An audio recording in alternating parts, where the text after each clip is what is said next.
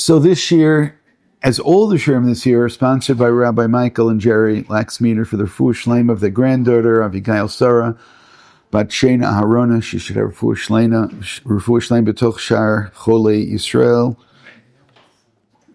They also wrote on the bottom of the page in small letters that it's in loving memory of my mother, Rivka Riva Batnach, Chemya Meir, and Mindel. So what I will say, this week's Parsha, Chayei Sarah, where Rivka comes onto the scene. So I guess as long as we're in the Shloshim, certainly there's going to be some element of my mother sneaking into this. But we're going to start. We'll start from the beginning, and we're going to ultimately come to something which I think inevitably we get to whenever we talk about Chayei Sarah, and that is that there are lots and lots and lots of words. There are lots of words in a place that there could have been very few words. And I actually started a different share this week in the exact same way, in the exact same place, although this one I'm going to go in a different direction. But I just, observed that if you look at the first, there's two elements. There's Perek Kaf Gimel and Perek Kaf Daled. In Kaf Gimel, you have the death and burial of Sarah, and then in Kaf Daled, you have the courtship. It's not as romantic as it could be. I mean, when you send someone else, you have the courtship and then the marriage of Rivka. So that if I were to use the marriage of Avraham and Sarah to contrast, they don't even get a whole pasuk. They get half a pasuk. It's shared together with someone else. And then if you compare it to right afterwards, you have the death of TORAH. So TORAH dies. It doesn't even say, you don't have the long negotiations and where he's buried. It does say Haran. He died in Haran. But over here, you have an outlier in terms of both parts, and that is just all of this information, and then on top of all the information, then you have the repetition of information. So that's part of the problem. But let's go back to the beginning. V'yu Chayei Sarah me'ah shana v'esum shana v'sheva shanim shnei Chayei Sarah. So these are the years of Sarah's life. This formula is used by a number of people, but for some reason this Rashi is more famous than some of the others, and that's for a very simple reason. And that is that the beginning of the parsha always gets more attention than other points of the parsha. Avram's death is described the same way, and I believe there are others. V'tamat Sarah b'kiryat arba hi Chevron be'eretz Canaan. So there's a lot of discussion about that, why she dies in this particular place after the Akedah, which is, I guess, is part of the problem, part of the question. How closely is this aligned with the Akedah? And you have lots of Midrashim, the Rashi cites, that connects them. After the Akedah, Avram goes back to Beersheba, and then you have a nice long Ramban there, which is all about location. And we discussed that Ramban at some point in the past also. And one of the things he says, and don't tell me that Avram and Sarah lived in different cities. He did not like that suggestion. And then it continues and it says, Vayavo Avraham. That becomes the question, where is he coming from? But as I said, if you try to midrashically connect it to the Akedah, then you actually raise all kinds of questions. But of course, there's another element, and that is that despite those who claim that Yitzchak was 37 and Rivka at that moment was 3, we do not know Rivka's age. We do not know how old Rivka was compared to Yitzchak. There is no source to tell us how old she was. We know how old he was when they got married. He was 40, but there's this nice midrashic concept that Rivka was born after the Akedah. So therefore, if she's born after and he gets married at 40, then she must have been 3. Now, I'll just point out, not only is Rivka's birth mentioned there, but so was her parent, so was a previous generation. So do you want to say they were also born right then after the Akedah? I mean, it seems really quite selective to point that out. In my mind, there's another reason to frame Rivka's age at 3, and that is most likely, and I'm getting ahead of myself now, but that's most likely in order to create something which is much more thematic, and that is that we know that Avraham recognizes God at the age of 3, and therefore to make her as somebody who is very Avraham-like, I think is much more of the explanation rather than getting into other kinds of questions. I mean, also in the whole texture of chapter 24, when the Eved comes and she goes running, and she's called a Na'ara. A Na'ara is not somebody who's 3, who's somebody who's older. So I'm just saying, I think that the textual evidence points to an older age. There are already Balei Tosfot who have some kind of tradition that she's 14, but I'm going to say it again. in terms of Chumash itself, there is absolutely no evidence, unless you'll say that Na'ara, that itself is evidence. But we have no idea how old she was. But what we do know is that they were married for 20 years before they had children. Because Yitzchak, we're told, is 60 when the children are born, and Yitzchak was 40 when they got married. But her age, I'll say it again, is not there. But yet every kid who went to yeshiva knows that she was 3 years old at that point. And as I said, it's funny what we know, and or why we think we know what we know. So just leaving that for a moment, I want to get to something which is much stronger, much more important in terms of our discussion today, and that is moving from Pasuk Gimel to Pasuk Daled. But first, we'll just make sure we understood the end of Pasuk Bet. V'yavo Avram l'spod l'sara ulvkota, and there are those, including Rabbi Soloveitchik, who have questioned the sequence of first eulogizing and then crying, what's public, what's private, and he has discussed this at length. Vayakam Avram al pnei meto. Avram then has to deal with some technical issues. Vaydaber o b'nei chet lemor, and he speaks to the b'nei chet. Now, just first of all, who are b'nei chet? The b'nei chet come from Shem, Cham, or Yafet. So the answer is either you know or you don't know. And the only way that you'll know is if you read the really boring parts of the Chumash, where after the flood there's a whole laundry list of names, and then you will have found out that Chet is in fact one of the children of Kahn. Which means that whatever you're going to say about the Canaanites and their rights to the land, they're living in the land at that point, the B'nai Chet are people who ultimately are from Canaan, ultimately from Cham, and these are the people who will be dispossessed of their land moving forward. So what we're told then is that Avram approaches them, or maybe you remember some verse, Vachiti az ba'aretz, b'nei chet. And he says as follows, Ger v'toshav anochi imachem. So ger has a connotation of strangeness, an alien. V'toshav is a resident. So an alien resident, almost, by the way, is a contradiction in terms, but apparently what he's saying is that I live here amongst you, I live here with you, but I'm not with you. That there is nonetheless a difference. And that is going to be important, again, not just for chapter 23, but also for 24. Perek Kaf Gimel and Kaf Daled are going to be expressions of this. Now, we have some other information, but let's just hold on to the other information for a moment. Ger v'toshi anochi imachem. Again, he's with them, but he's different. Tnuli, achuzat kever imachem, vekbara meitim ilfanai. So the first suggestion here is Tanuli, which sounds like give to me. Give to me, we don't know yet about any financial arrangements, but he's saying, I live with you and I need social services. One of the things that you need as a resident here is that you need a place to bury your dead. And he goes, this is what I need. Vayinu b'nechet et Avram lemor lo, shamanu adoni nesi elokim ata b'tochenu. And then, of course, they're going to say, and take among our best, from our best plots and our best cemeteries, which means Avram has expressed that he's different, he's a ger v'toshav, and they're expressing that no, you are a nesi elokim b'tochenu, you're amongst us. So then, of course, kivrenu kavaret metecha. Right, go b'mivchar kvarenu, take from our best plots. So,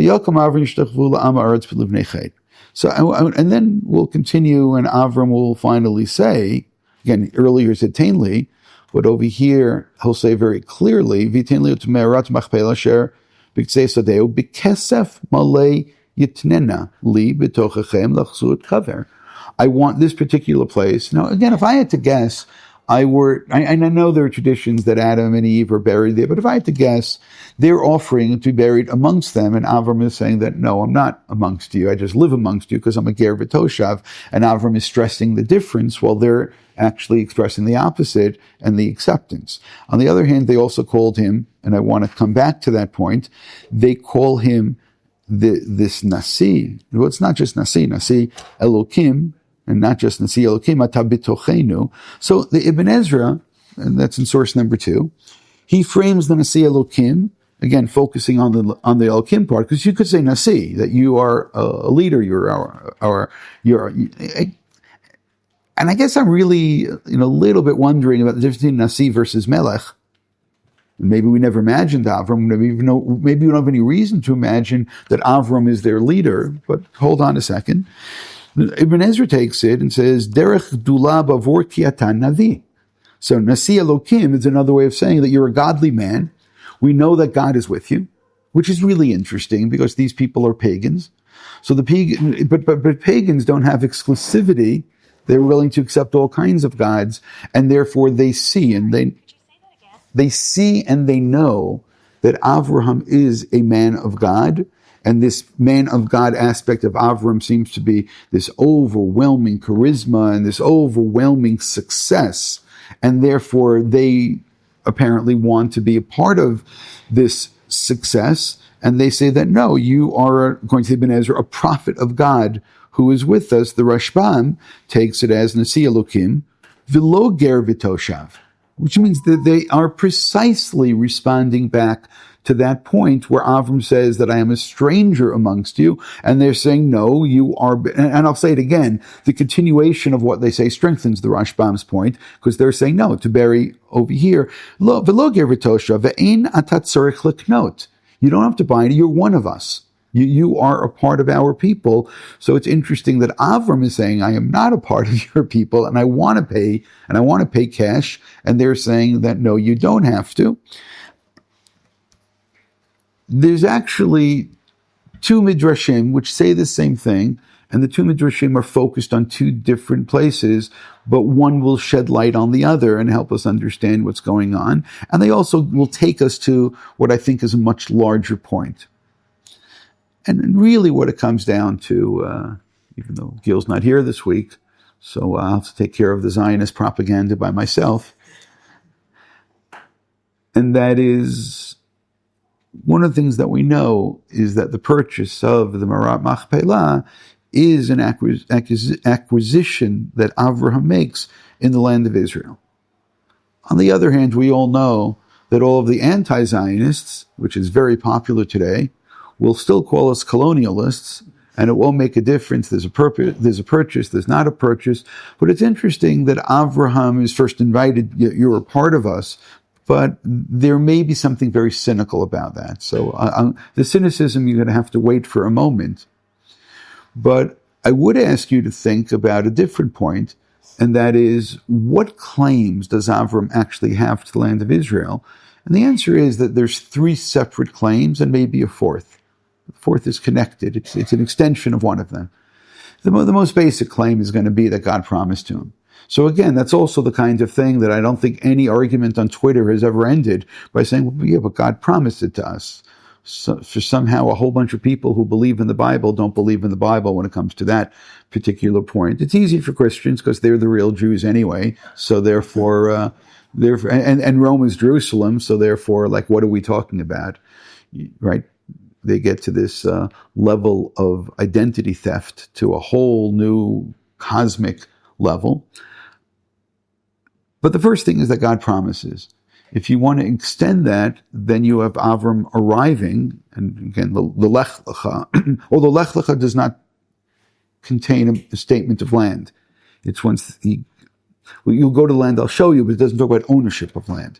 So once he gets to the land, then he's told about ownership of the land because he listened to the Lech Lecha, and then he's told to traverse the land. You'll go and you'll walk in this land, kum hitalech ba'aretz, and so on and so forth. So I'll say the surveying of the land itself is an indication of ownership also. To walk up and down the land, to walk up and down the streets, to walk through the country, to walk through the fields, all of that is an indication of believing in the divine promise and actualizing what God has promised by, again, self-actualization, by being here, which means if Avram wouldn't have come and Avram would have stayed behind, and then he could have told his grandchildren, no, God once promised me some land, but you never went and you never walked in that land, and therefore your claims to that land become limited. But then there were, okay, I'm going to skip the other one, but we have over here as well that Avram purchases land. But there's something else that I skipped. Let's take a look at source number 4. This is in the Midrash Rabbah. By the way, don't get fooled when it says Parsha Noach. It's not Noach. It's Parsha Nunchet Simin Vav. Okay, that's just where it is. It's in Parsha Chayei. Ger v'toshav, ger dayar. Right? It's somebody who's a stranger, but he lives there. Mori Beta, so he's the Balabayit. Ritzitam ger v'imlav Mori Beta. So like you decide which one it is. Shekach Amar le'akadosh baruch hu lizaracha natati et haaretz hazot, which is interesting. This is in the context of Avram looking for a place to bury Sarah, and he's saying to them, oh, by the way, I have divine rights. I actually have ownership of this land. So we did not see that here, but it's saying that is like somewhat between the lines. There is another element, that at which point does that ownership kick in? Which means God promises, but when does that happen? Meaning, that's the other point that I didn't say yet, and I could say, well, it kicks in when Yitzchak is born. I can say it kicks in with Yitzchak's descendants. So let's leave that for a moment, but Avram says in the Midrash, this is all my land. Although, is this a future's stake in this enterprise, or is it current? Tnuli achuzat kevri machem v'kmar meitim lefanai. Eini mevakesh mikem elamet echad shenema tnuli achuzat kever. So he said, I'm just asking for one place right now. Veinu b'neched avam shamanu adoni. And now we get to this. You are, again, the words in the Chumash itself. The counter that he's a ger v'toshav is Nisi Elokim ata b'tochenu. Melech at aleinu. Nasi at aleinu. Eloka at aleinu. So that's interesting. He is there saying, you're a king, you're a leader, you're a god, because the line has always been a very narrow line when it comes to pagans. Omer lahem al yechasera olamako. He says the world is not lacking a king. He's saying, calm yourselves down. Va'al yechasera olam eloka, and the world is not lacking a god. So again, Avram educating the masses and educating people regarding monotheism, and they overestimate Avram's capabilities. Again, he says God promised, and he says, and their response basically is, well, look at you, look who you are, which is overstating what the Chumash actually says. Take the best of our places, and they're saying meitim harbe, to bury a lot. Now, this teaching, actually, almost an identical midrash, goes back to an earlier episode, and that was the episode that we skipped, and look at source number 5. This is the Midrash Rabbah in Lech Lecha. Here is when we had the First World War, the 4 kings against the 5 kings, and as you recall, somehow the Jews get involved in all of this, right? Because that's the way that things work. And Lot gets kidnapped, and Avram then comes. Rabbi Brechia, Rabbi Chelba, B'Shem Yishmuel Bar Nachman, Shesham Hishvu Kol Avdei Kochavim. All of, again, the pagans, all the idolaters came. V'kitzitzu arazim, and they chopped down trees. V'asu lo bima, and they made translate a bima, a high. No, it's not a bama. It's a platform. Gdola, v'hoshiva oto lemala mimena, v'yu mekalsim lefanav v'om shma'inu adoni nasi elokim ata betochenu. So it's fascinating. It takes the phrase that we find over here and it reads it into Avram just after he was victorious militarily. But what happened when Avram was victorious militarily? Because I don't want you to forget about this. He captured all the land. He was the one who won the war when there's the 4 kings against the 5 kings, which means that not only does Avraham have rights to this land because God promised it, and therefore when he walks on the land, he also has rights to this land because of a military conquest. So once again, we know that there are peoples of the world who don't care what God say. They don't care about military conquest. They don't care that you walked into the land. They don't care, and it's actually much deeper than that. They don't care, and again, I'm getting ahead of myself, that there's a love affair with this land. They don't even care that not only do we love the land, but the land loves us. And therefore, the land could have lied fallow. It's good every couple of years, every 3 years, every 7 years, and so on. But it lied fallow for 2,000 years until the Jews came back. It's when the land comes back to life, because the land is in love with the people of Israel as well, which, as I said, again, I'm getting ahead of myself with this. But it's not just because God promised it, and it's not just because that we work the land, or Avram walks through the land and therefore displays ownership, and not just because of a military conquest. There's also the JNF, right, Abraham's fund, who bought the land as well. But I'll say it again, that all this falls on deaf ears. And again, go back and look at that first Rashi, right, the very first Rashi in the Chumash. What does Rashi say? That the non-Jews of the world are going to come in and they're going to say, listim atem, that you're robbers. And what pasuk does then Rashi quote? Koach ma'asav higid la'amo. It doesn't say koach ma'asav tagid lahem. It doesn't say tell it to the BBC or the New York Times or the Washington Post or CNN, and the list of all of this group goes on and on and on. Naomi, by the way, is interviewed by all of these people. I asked her why. I think Time Magazine interviewed her last week, and if she does well, then they'll just ignore the article, because they'll realize they were wrong. More likely than that, they'll either just not quote her or twist something that was said. But none of them are going to accept any of this as significant at all, because people have narratives, and the narratives are what they want to keep with. But as I said, these two midrashim are fascinating, because what are these midrashim doing? They're saying, yes, Avram purchases this land, but realize then the linkage, and it goes in both directions. Of course, each midrash goes back and forth. It's saying that over here, that you are this king among us. But when did they first say that? They first said that when the war was over. What are you called when you defeat all the other kings? What are you called then? And therefore they built for him a platform. And what did they do at that moment? They coronated him. And they coronated Avraham as the king. And therefore they're saying, you're a king among us. But there's still something missing. And what is missing is that Avraham doesn't really have a continuation. Yes, at this point he has a son. He has one son who was sent away, and there's another son, Yitzchak. But this Yitzchak isn't married. This Yitzchak doesn't have children. And therefore, if Avram is powerful, and I'll say powerful in various ways, he's powerful perhaps militarily, politically, but he's also powerful spiritually. And I'm willing to even read all of these commentaries together. And he lives amongst you. You want to say you're one of us. And you can also imagine another thing that then follows. The day comes that Avraham passes away.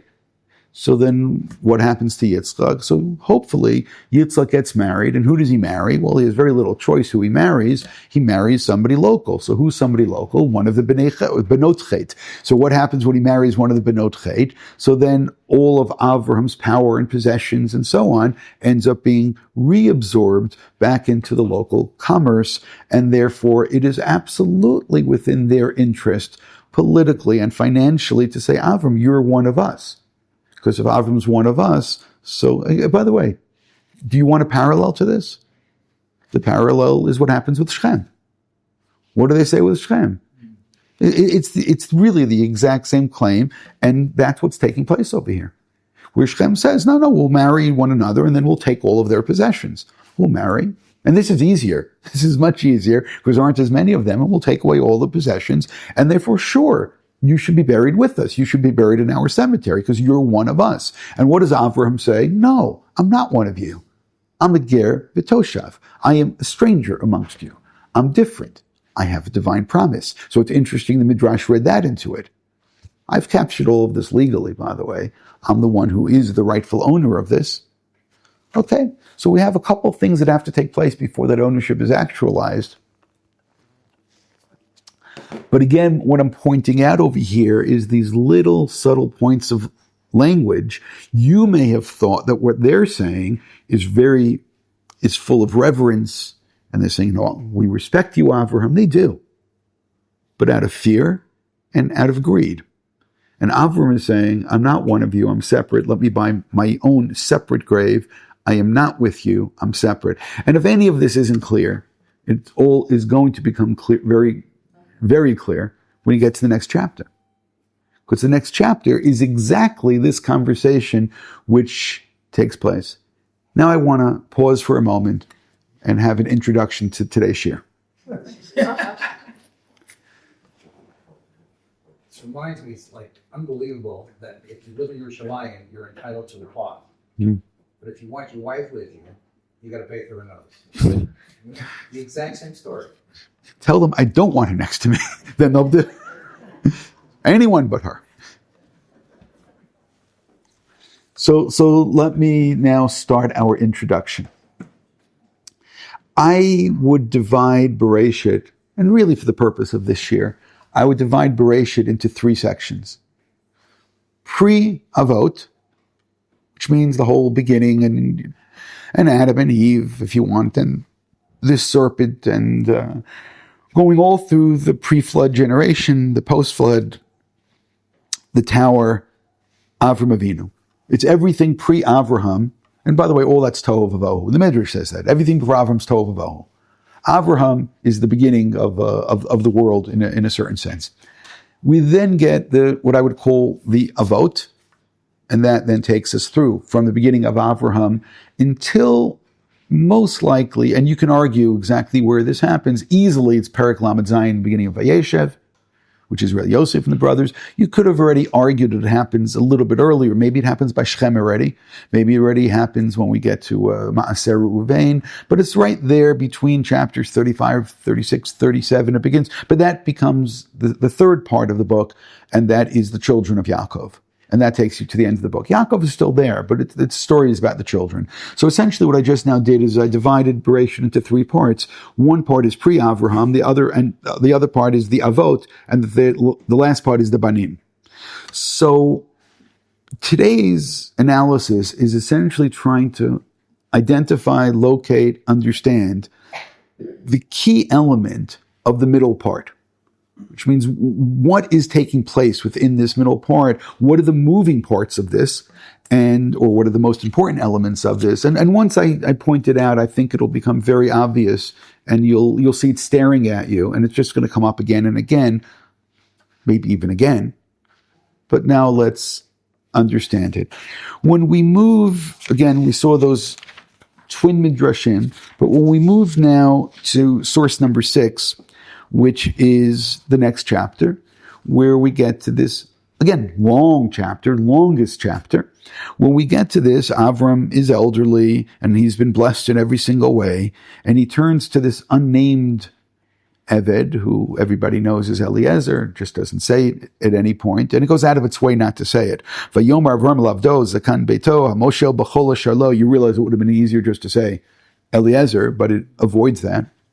And swear by God. And what does it say? Lo tikach isha livni mibnota knani asher anochi yoshev bikirbo. So just in case you didn't realize it taking place right before, he's saying it right over here. I'm a ger v'toshav. I live in their midst, but I'm absolutely no to marry within the Canaanite people. Absolutely not. Who are the Canaanites? Well, who's Bnei Chet? Bnei Chet is the son of Kahn. Who's Kahn? Kahn is the son of Ham. Kahn, actually, you go back, again, to those parts that you don't pay attention to enough. Kahn was cursed. Kahn, when Ham does whatever he does, Kahn is the one that's cursed. Kahn is cursed, right? And go further now, presumably his children are cursed. So the Bnei Chet, Avram lives amongst them, but he goes, I'm not with you. Pasuk Dalid, ki el artzi ve'el moladati telech v'lakachta isha livni liyitzchak. I want you to go there and take. Now, the key word in both of these sections goes back to the root of lakachta. It's kach, to take. Here, I mean, you could look how many times it's used. V'lakachta v'yomer li'aveu la'ilota ve'isha lechet acharei l'eretz hazah. Maybe she's not going to want to come. I bring him back. Now just remember something. Avram's initial prophecy, most likely, is Lech Lecha. Bringing Yitzchak back to some extent may undo Lech Lecha, and he has no interest in doing that. No, Yitzchak is going to stay over here. Rather, you go, right? You go. But Yitzchak is staying over here. What if she doesn't want to come? V'yomer lo Avraham yishamer lo penta shivat b'ni shama. No, my son's not going there. Hashem Elokei Hashamayim asher lakachani. You notice that word being used again? God took me. Mi beit avi mi eretz moladiti. Is Avram referring to Lech Lecha? 100%. God is the one who took me. Mi beit avi mi eretz moladiti. V'asher diber li v'asher nishba li lemor lezaracha atena ta'aretz hazot. So Avram again is being really clear about this. He has this promise. You know, even though it only came out midrashically in Perek Kaf Gimel, it's staring at us in the words itself in Perek Kaf Daled. And I'll say it again, Kaf Gimel and Kaf Daled are interrelated because they're dealing with two sides of the same problem, and that is that Avram is promised this land is his land. Don't go back there because that land was rejected and he's brought over here. And rather, Yitzchak needs a wife, but he cannot be a local wife. And he goes over there, and you're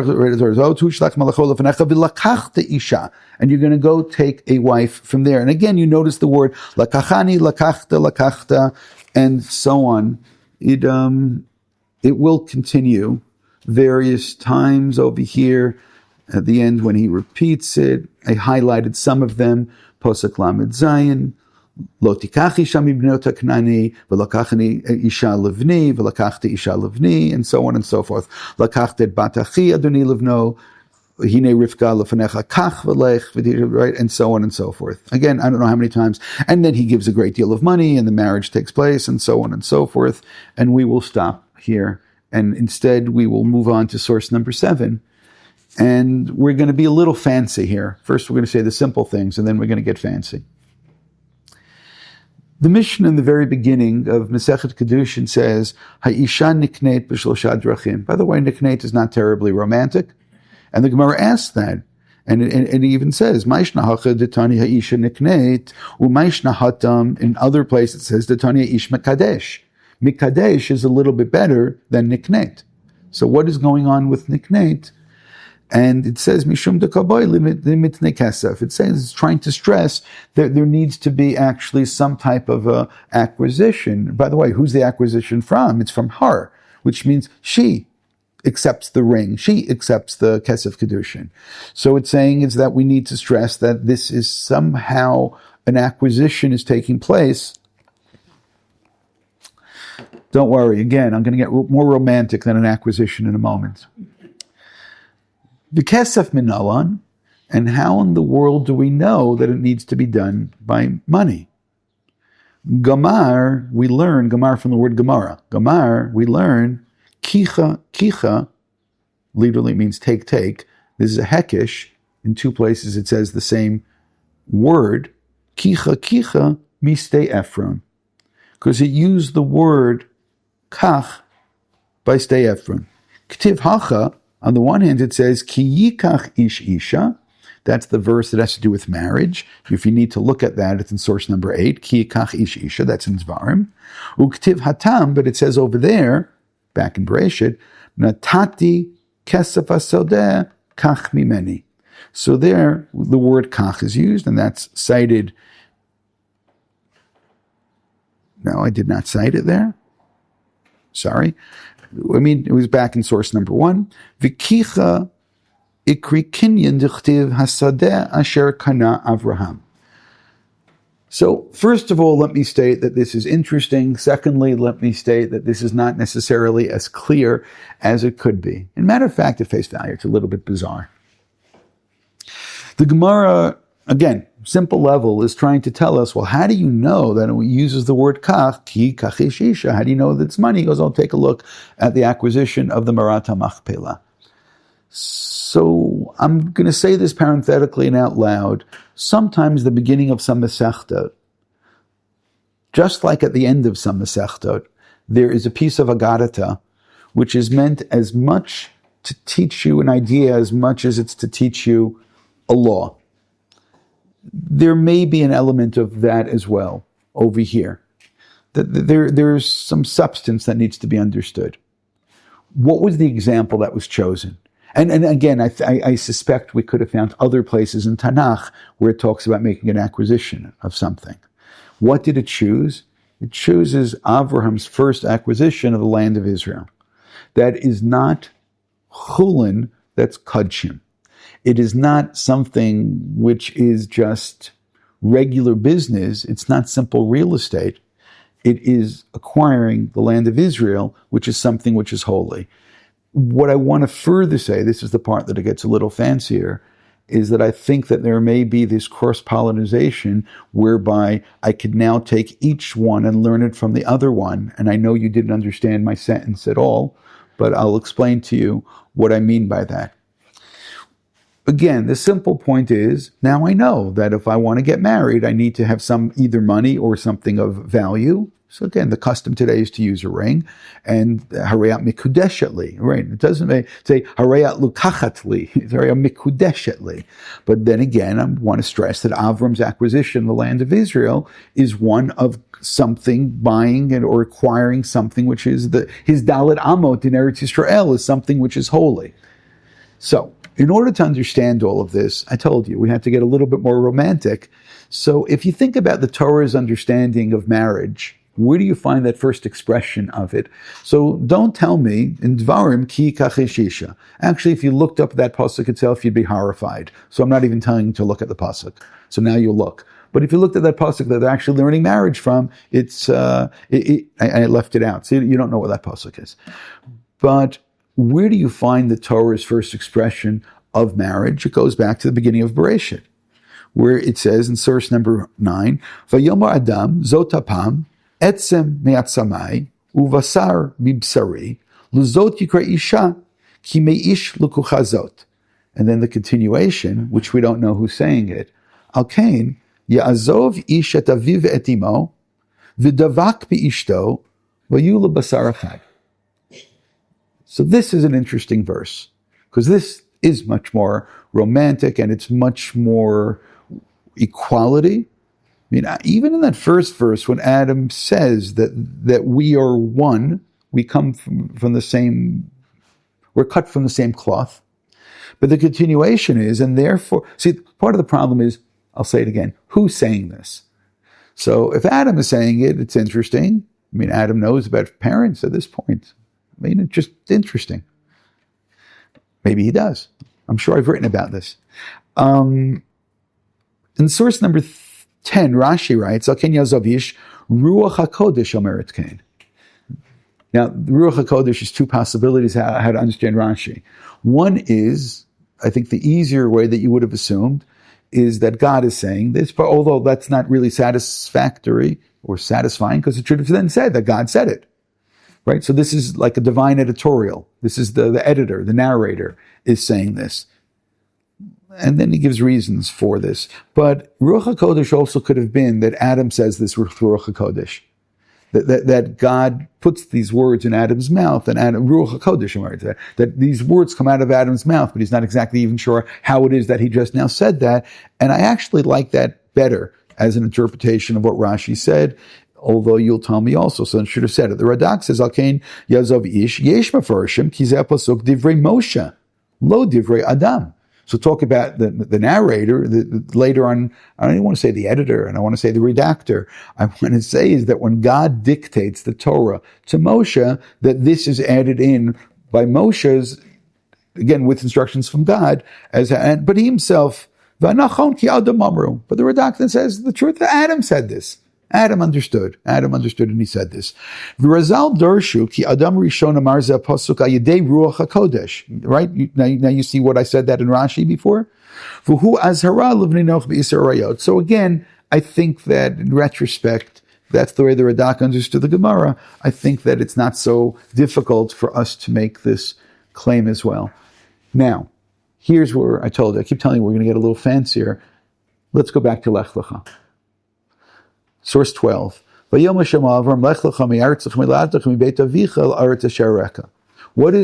Avram told to do? He's told to leave his parents' home, right, his birthplace, his land, his parents' home, and go to the land which I'm sending you to. Could we now think a little bit more? We derive kicha mistei Ephron. Stei Ephron is acquiring the land of Israel. Marriage is ki kachishisha. Marriage is al ken yazov ish et aviv et imo. What exactly did Avraham do? Hu azav et aviv et imo, to go to the land of Israel. What I'm trying to point out is that we have over here, not just that we learn one from the other, is that there's two interrelated issues taking place. You have the holiness of marriage, but you also have the holiness of Eretz Yisrael. And therefore, just like someone cuts off their past and they leave their past and now there's this new holy relationship, that is in essence what Avraham does when he embarks upon this mission of Lech Lecha. Now, once you understand this, you'll understand that the key, and this now will be obvious, the key moving forward of the Avot, and to be one of the Avot, and to be connected to the Avot, or to be disconnected to the Avot becomes the opposite, the inverse. It's going to rely upon two things. One is going to be where you're living, again, leaving the alien, living here, even though it could be at this moment we're still strangers here, and that becomes this whole Lech Lecha, which is this holy living in the land of Israel, because that is what this prophecy is all about, the prophecy and the blessing and the gift. And on the other hand, it's marrying the right people to be able to be then deserving, because in a certain sense, if you marry the wrong people, and that's what I was trying to describe before, then your receiving this land in a certain sense becomes unraveled. So if we now, and I'm going to say this again, if we want to understand Sefer Bereshit, moving up this whole center part of it, we just now in a certain sense have to read all of, look at the details. One is source 13 is going to be important to us. Here as well is where we have the war, again, which I referenced before, the 4 kings against the 5 kings, and Lot was kidnapped, as I already said. And here also, Avraham is offered money, and again, Avraham says no. Avram is not going to be part of the division of the spoils. Avram is very careful where his money comes from. And there is absolutely a parallel between what happens over here in Perek Yudalid with what happens by the burial itself. And Avram remains separate. And Avram, again, he has acquired all of Israel at this point, and that's something that we can't ignore. But it seems to be that if he receives this money, then that somehow takes away from this conquest which he already had. No, there's no other considerations over here.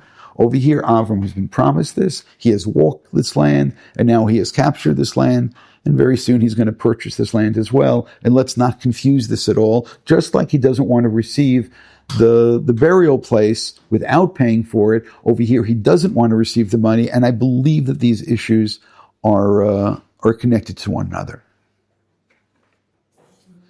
At the end of this week's parsha, we have another episode where Avram, it happens to be, he has more, Avram lives a long time after Sarah passes away, right? Sarah dies at 127, which means Avram was 137. Avram dies at 175, so you got a whole bunch of years. You can count, how many years there are. And he gets married again, which is just a footnote, and he has other kids, which is a footnote. But what happens to those kids? And that becomes important. Source 14, V'yitain Avram et kol asher lo liYitzchak. Yitzchak is the one, he's the one who gets things. U'levnei plagshim asher la'Avraham natan Avraham matanot v'yishalchem miyal Yitzchak beno ba'odenu chai kedma al eretz kedem. They get sent off to the east. So keep that in mind, because that then becomes a theme. But it's actually not the first time, and it's not going to be the last time that this is going to be mentioned. I mean, we could say the same thing. I don't recall if I have the source. The same thing happens with Lot. Lot chooses also to go towards the east, but we're going to find the same thing repeated again. If you look at source number 15, we have another relatively lengthy negotiation, because it didn't have to be here. I mean, the whole story didn't have to be here. This is, of course, the story from next week's parsha, which I think we're going to talk about more next week. But Esav comes in from the field, And Esav wants food, and Yaakov then negotiates. And again, the negotiation is what happened twice in this week's parsha. We essentially have this long negotiation, find the burial spot, and we have this long negotiation then in terms of the wife, finding a wife for Yitzchak. And I'm suspicious here because of this negotiation, but something happens at the end, and that is that he ends up selling the birthright. And of course, the only question that we have is what's included in the sale. And we're not told. I mean, one thing we know moving later on, we know that Yosef receives the birthright and the double portion. It's a double portion of the land of Israel. Has Esav just now relinquished his double portion? For that matter, has Esav just now relinquished the extra portion or both portions? Has Esav just now relinquished completely his rights to the land of Israel? What is included? And I know you can also claim that's included to be a Kohen, it's included, which means we're not told. We don't know what's in the contract. We know Vayivez Esav et Bechorah. We know that he doesn't want this. But hold on for a moment. In source number 16, V'yi Esav ben Arba'im Shana.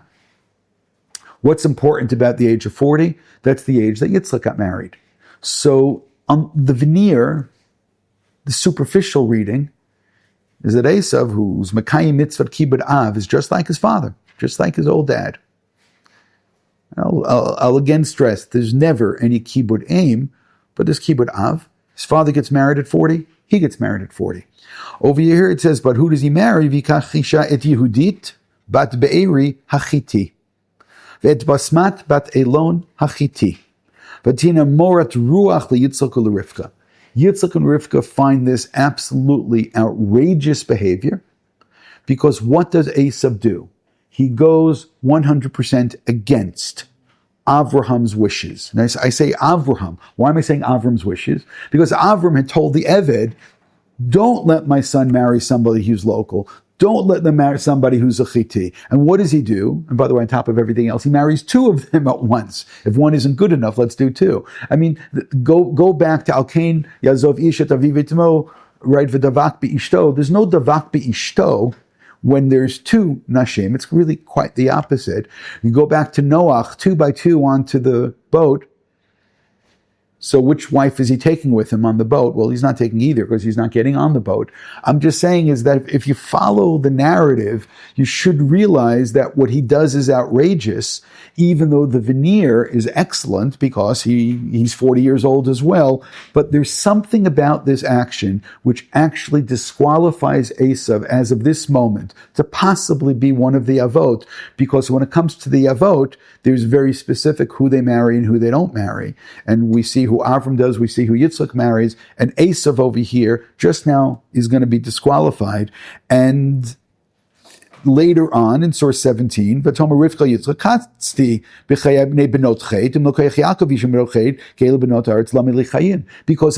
does the same thing, that's the end of the avot.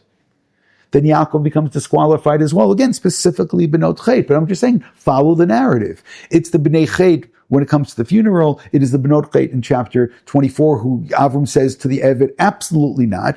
And then it's Esav who goes that way. And then it's Rivka who understands, because she is the one who was chosen instead of those girls. And she understands completely that this is not someone who Yaakov has to go back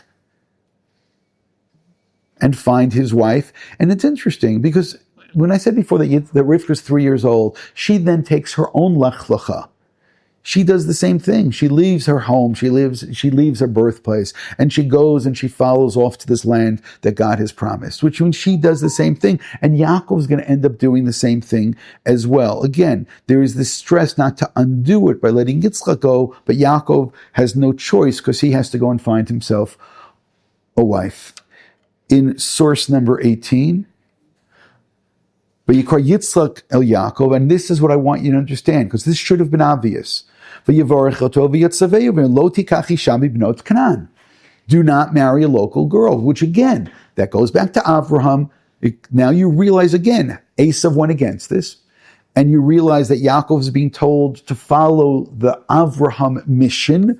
So what is going to be the next obvious thing it's going to say? Well, first of all, so where will you find a wife? Kum lech padana aram betcha bituel avi imecha v'kach misham lavan achi imecha. Marry someone from Shem, not someone from Cham. Don't marry someone from Kahn. Don't marry a Chiti. So now you will, which is actually the bracha of Avraham. If you're not convinced it's the bracha of Avraham, read the next line. V'yitein lachad birkat Avraham. L'chelu zarecha itach l'rishtachat eretz mugurecha shenatan Elokim la'Avraham. Which means this is the theme. It's the dual theme running from the moment that Avraham comes. He's been promised the land. He's been promised children. But there are conditions on how you do this. And the conditions, that's what becomes clear in Parashat Chayei. You can't marry somebody local because that goes against what Avraham has understood. You have to marry somebody who is back from the family of Shem, and not somebody from the family of Ham. So this issue then becomes, when Esav marries the wrong person, he's disqualified himself. By the way, if you continue in source 19, V'yikach Esav et Ashav et banav et benotav et kol nafsho beitov et nikneo et kol be'amtov et kol kininav asher rachash be'eretz Canaan v'yelech el eretz mepnei Yaakov achiv. He leaves. Now you could say this is good, you can say it's bad, and we're not sure how to read it. Ki aruch Hashem rav mishevet yachtav, echoes of Lot having moved away. V'loch eretz migurim l'seitotam mipnei mikneim v'yeshav Esav b'har seir Esav hu Edom. And where does he go? He goes off to the east as well. Maybe slightly south. In the Midrash quoted in source 20, Vayelech el Eretz, Targum Yonat ben Nizir, Itutale la'ara, V'lo Pirush Kan Shem ha'aretz. He leaves. Rabbi Lodz Omenei Shtar Chov, because he wrote a contract.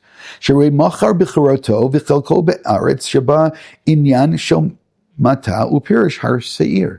Which means that was the contract, that was the sale, that was getting rid of the Bechorah. He made a sale, he relinquished rights to the land of Israel. So therefore the two elements, which are what Avram has, what he gives to Yitzchak, are the two elements which Esav actually rejects. And he leaves Mepnei Yaakov because he sold it to Yaakov. He leaves it because he's not really interested in the land of Canaan. Think of the irony of this. Because he does actually the opposite. He marries the local girls and then takes them away. Right? The two things he's not supposed to do is what Esav actually does. So as I say, I'll say it again, that is what's interesting. Yeah, so I did, in source 21, I do have the source about Lot, so you see it again that I'm going in that direction. On the other hand, when I talked about, again, this dual relationship, and again, think of the main thing that I said that once you learn Kicha Mistei Ephron, then it goes in both directions. Marriage is something which is sanctified. Purchasing the land of Israel is something which is sanctified. Marriage is something which leave your parents' house and then cling to your wife. Lech Lecha was leave your parents' house, now cling to the land. And therefore there is this love affair with the land. So that's what I want to continue moving forward. First of all, Yitzchak is somebody who actually works the land. Yaakov and his children, we're going to see that they're shepherds, but Yitzchak is somebody who works the land. In source number 22, Vayizra Yitzchak ba'eretz ahiv v'navashanahi me'asharim v'yavrcheu Hashem. He works the land, and God responds, and God blesses, and whatever it is that he does, bottom line, it works. But again, this land is a land which is holy. It's a land where there are mitzvot atluot ba'aretz. Yitzchak is somebody who does some of those mitzvot, and he separates maaser as well. So Yitzchak is living in a certain sense in the future. He's right. In order to be a farmer, you need to actually own land. So it's interesting how Yitzchak goes a little bit further. There's a wonderful couple of verses in Tehillim. V'ata Hashem la'olam teshev v'zirchacha l'dor v'dor ata takum teracham tzion ke'it l'chanan akiva moed. Right? I hope you like these verses. Ki ratzu avadecha et avaneha ve'et afra yichonenenu. You know, it's time. Let us come back, because your servants, we love the stones of Israel, and we love the sand as well. This verse is quoted both in the Bavli and Yerushalmi, which describes the love affair which the Jewish people have with the land of Israel. If you're not familiar with source 24, it's the end of Masechet Ketuvot. We can read it in English because it's a little bit easier. When Rabbi Zera ascended the land of Israel, he didn't find a ferry to cross, so he grasped a rope and he swung across the channel, or the Jordan to get in. A certain Sadducee said, "You impulsive people who put before right? There, you said Nasev and Ishma, and that's what he's doing as well. You still persist in your impetuousness. He said a place that Moshe and Aaron did not merit. Who says, I will merit it? We don't take this for granted. Rabbi Abba would kiss the stones of Akko. Rabbi Chanina would repair its roads. Rabbi Ami and Ravasi would move from the sun to shade, from shade to sun, again going across the land. Rabbi Chia Bar Gamdi would roll himself in its dust, as it stated, for your servants take pleasure in her stones and cherish in her dust. So again, this is the Gemara at the end of Tuvot, which actually speaks about the obligation of living in the land of Israel. And I know some people are under the impression, it's very funny, that the Rambam doesn't count living in Israel as one of the 613 mitzvot. But I'll just say that I think that he doesn't count it. It's not one of the mitzvot. The Rambam doesn't count macro mitzvot. He only counts micro mitzvot. The Yerushalmi in 25 has similar types of verses, and it tells the same story. Again, Rabbi Yossi ben Chanina would kiss the rocks of Akko and says, up to here is the land of Israel. Rabbi Zera across the Jordan on a rope. Rabbi Chia Bar Abba would roll in the alleyways of Tiberia. Rabbi Chia Rabba would carry stones. Rabbi Hanani would carry clods of earth to fill what is said, for your servants take pleasure in her stones and cherish her dust. The Rambam, you can decide if he thinks it's mitzvah to live here, writes, Asur l'tzeit mi'eretz Yisrael l'chutz la'aretz la'olam. One is not allowed to leave the land of Israel. By the way, it's not a mitzvah to live here, then why can't you leave? Only extraordinary reasons. And then come back to the land. You're allowed to go leave to do business. You're not allowed to leave. Your life is in danger. And again, the prices go down so much.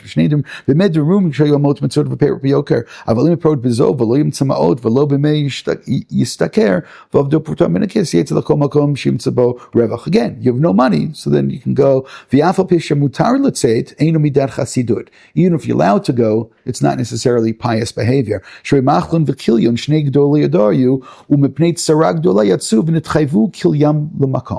nonetheless, their lives were forfeited because they left the land of Israel. So, by the way, and I'll say it again, and the Rambam to say that it's not a mitzvah is interesting. And now he brings those Gemara we just quoted. Gedolei hachachamim menashkim al tchumei Eretz Yisrael menashkim avaneim mitgalgalim al afra v'chein u'marmid ki ratzu avadecha avdavanei et afra yichonenau. So we'll see like this idea of this love affair with the land of Israel.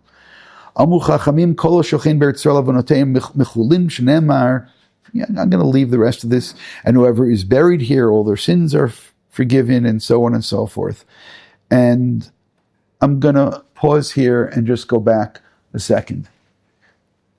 I think what we're saying is this dual relationship, that we learn marriage from acquisition, not any acquisition, from the Marat Machpelah, from acquisition land of Israel, and we learn about land of Israel from marriage. Both of these things are involved in Kedusha. Both of these things are called Kedushin.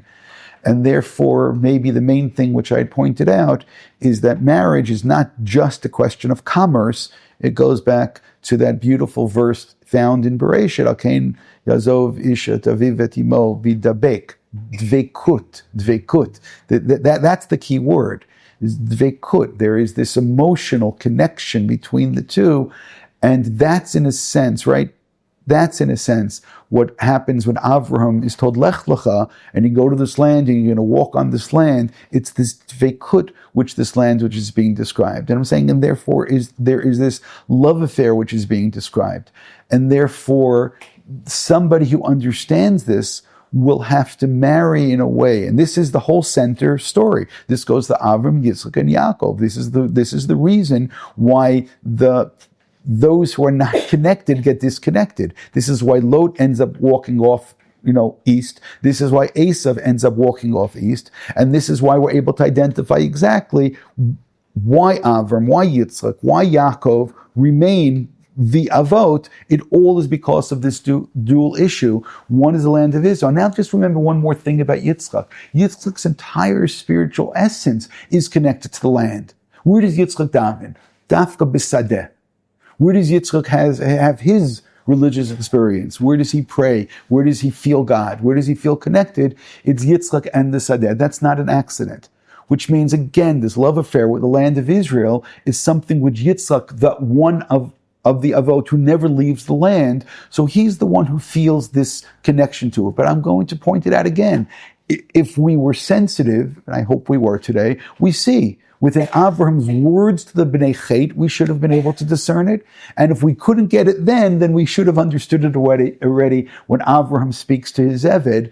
And therefore, this Lech Lecha is something which Avram's stressing. But Lech Lecha was Avraham leaving et aviv ve'et imo v'davak be'eretz chadasha. He was davak in the land of Israel, and that is what's being expressed by the rabbis in the Talmud and by the Rambam and so on, that the land of Israel is this place that is part of a love affair. Because when God made the shidduch of Avram and Sarah, when God made the shidduch of Yitzchak and Rivka, God makes lots of shidduchim. And one of the shidduchim that God makes, one of the matches he makes, is between the Jewish people and the land of Israel. That's a shidduch.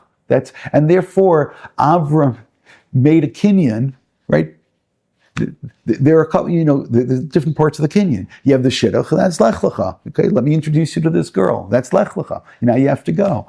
And what happens then is you have the engagement, and then you actually get there, and then you have the kinyan which is taking place. And Avram does the various kinyanim over here. There's one kinyan which is done by virtue of going to war, which is extremely physical, and then you'll decide what that's connected to. And then you have, on the other hand, this kinyan which takes place within money. And Avram makes multiple kinyanim over here, but by the way, that's what happens by the wedding as well, is that there's also there's under the chuppah, and there's actually the ring, and there's also putting the veil on top, which at least according to some of the Rishonim is considered to be a kinyan as well.